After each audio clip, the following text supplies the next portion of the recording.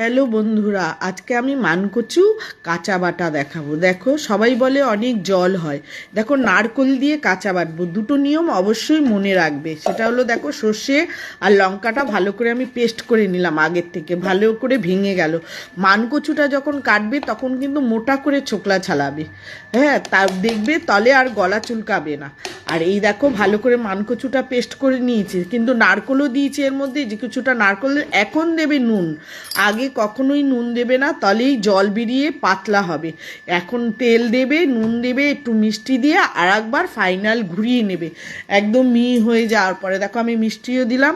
এবার খেয়ে দেখো, অসাধারণ হবে। আর মাখা মাখা হবে, জল বেরোবে কেন, আর খেতে খুব স্বাদ হয়। আর আমার ভিডিওটা যদি ভালো লাগে, এইভাবে করে খেয়ে দেখো একবার। ভালো লাগলে অবশ্য করেই কিন্তু কমেন্টে জানিও।